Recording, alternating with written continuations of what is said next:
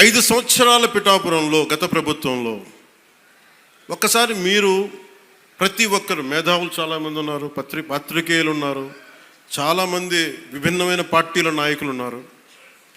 ఈ గత 5 సంవత్సరాల కాలంలో ఎన్ని కోట్లు ఖర్చు పెట్టారో ఒకసారి అడగమని చెప్పాను. నువ్వు పేరంటాలకి రాలేదు, పబ్బాలకి రాలేదంటే ఒక దేశం కోసం శ్రమించే వ్యక్తిని, ఇంత మందిని ఏకం చేసే వహించే వ్యక్తిని నాకు మీరు ఇవ్వాల్సింది, మేము ఉన్నాం కాచుకుంటాను, మిగతా వెళ్ళి పని చేయని చెప్తే కదా నాకు ఆనందం. అలా కాకుండా వచ్చి నేను వ్యవస్థని బలోపేతం చేయడానికి వచ్చాను. అంటే నా అవసరం లేని నిజమైన నాయకత్వం ఏంటి? నాయకుడు అవసరం లేకుండా పనులు జరిగిపోవాలి సింగపూర్ లాగా. అది కదా అభివృద్ధి అంటే. ఏ పని కావాలన్నా ఎమ్మెల్యే గారి ఇంటికి వెళ్తే కానీ పనులు అవ్వండి, అట్లా అంటే అది అభివృద్ధి కానట్టే కదా. లెక్క పనిచేసే నాయకులు మీరు వెన్నంటి ఉండకపోతే, ఎలక్షన్లు అయిపోయింది మా పని అయిపోయింది అంటే, నేను నిజంగా అలా అనుకుని ఉంటే ఈ రోజున మీకు ఉప్పాడ ప్రొటెక్షన్ వాళ్ళు ముందుకు వెళ్ళదు చెప్తాను. మీరు ఇన్ని సంవత్సరాలు ఉన్నారు, ఎవరు తీసుకెళ్ళారు చెప్పండి. ఈజీగా మాట్లాడి సరిపోదు, అక్కడ నువ్వు కన్విన్స్ చేయాలి. ఎందుకని 100 ప్రాజెక్టులు ఉంటాయి స్టేట్ గవర్నమెంట్, ప్రయారిటీస్ ఎందుకు చేయాలి?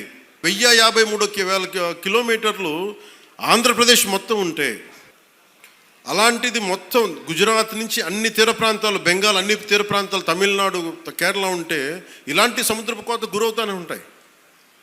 కానీ మీకే ఎందుకు ఇవ్వాలి అని సెంట్రల్ గవర్నమెంట్ అడుగుద్ది. ప్రత్యేకత ఏంటి అని. అది మన కన్విన్సింగ్ ఆర్గ్యుమెంట్. ఎందుకు పని చేస్తే?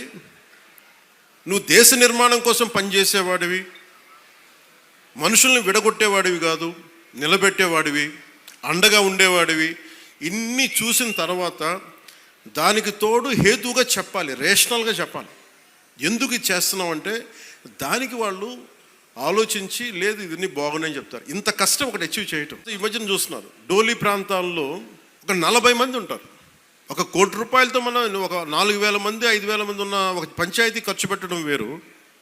కేవలం 40 మంది ఉండే ఒక ట్రైబల్ పంచాయతీ ట్రైబల్ గ్రామానికి, ఒక చిన్న కుగ్రామానికి పెట్టడం చాలా కష్టం. దానికించి ప్రత్యేకించి మన జేబులో డబ్బులు ఇట్లా కేంద్రం తాలూకు పాలసీ ఉంది, పథకం ఉంది, దానిని పెద్ద మనసుతో ఖర్చు పెట్టాలంతే. నేను చేస్తుంది అదే, కుంచుకుపోవట్ల పెద్ద మనసుతో చేస్తున్నాం.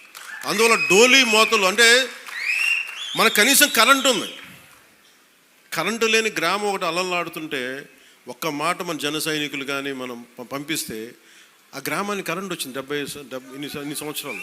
అంటే ఇవన్నీ ఎందుకు చెప్తున్నానంటే, నేను కేవలం ఒకదానికే పరిమితం అయిపోతే నా శక్తిని మీరు చంపేసినట్టు వాళ్ళు అయిపోతారు.